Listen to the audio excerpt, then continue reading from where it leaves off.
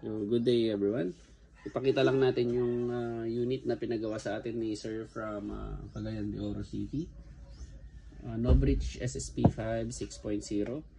So pinapalitan ni Sir ng slide, purple magwell, then purple na mag-catch with the extended pala.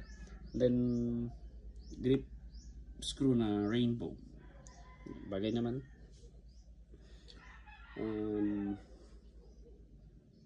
Sa loob naman is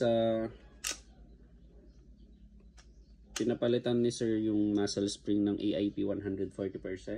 Yun. Proven na yun, AIP 140%. Sa lahat ng mga high capa na ginagawa natin is AIP 140% lang yung ginagamit natin. Nakita nyo naman sa mga previous videos natin kung gaano kaganda. And then hindi siya madaling lumambot. Unlike sa other nozzle springs na madaling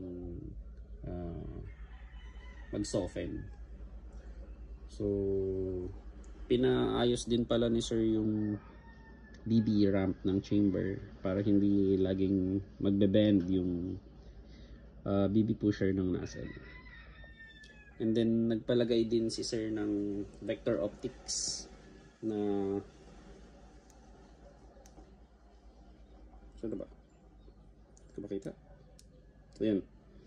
Nagpalagay din si Sir ng vector optics na red dot. Ayan siya. Kita nyo. So, kita naman. Yan. So, patayin na natin.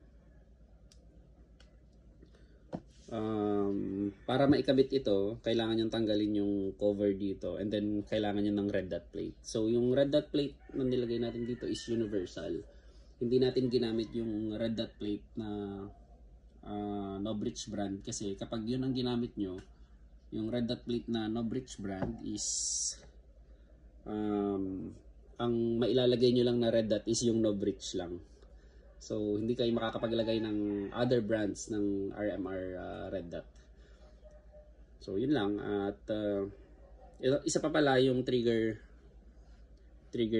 setting ni Sir is ayos din niya. So, ang trigger pull niya is ganito na lang. Tinanggal natin yung pre-travel tsaka yung over-travel.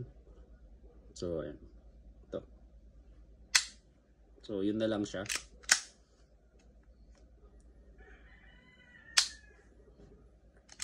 Wala na yung over travel. So ayun, yun na lang. Yun lang naman yung pinagawa ni Sir dito sa Novbridge aside from sa mga externals. And then ito pa pala, yung front sight, ang hirap dun sa ito, ang hirap tanggalin. Lahat ng Novbridge SSP5 is hirap tanggalin yung front sight nya 6.0. Meron kasing screw dito na maliit. Tapos meron naman tayong tool na pantanggal dun sa dito, kaso nga lang ang higpit. Nilagyan pa nila ng thread lock. So other information pa pala, ang minimum na BB weight ng Novbridge SSP5 6.0 is 0.25 gram. Pag ginamitan nyo siya ng 0.23 or 0.2, kahit pa yung lowest setting ng half chamber, yung yung gawin ninyo is lilipad yung bala pataas.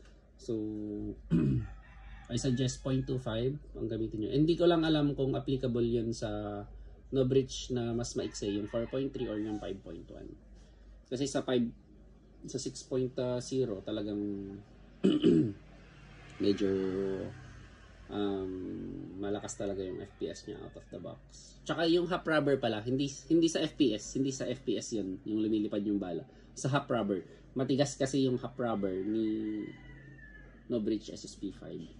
So kaya pataas yung bala sa mga lighter BBs. Sa mga light BBs. And yun, ganoon din siguro yung 4.3 tsaka 5.1 kasi same lang naman sila ng half rubber.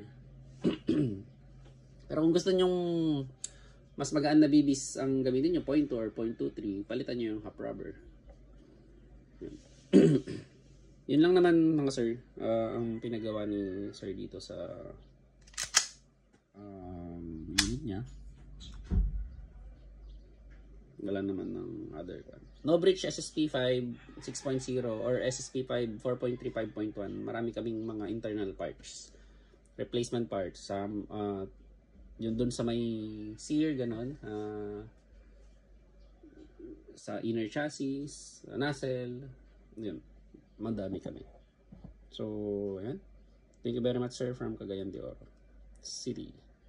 Novritsch SSP5 6.0. Ang ganda.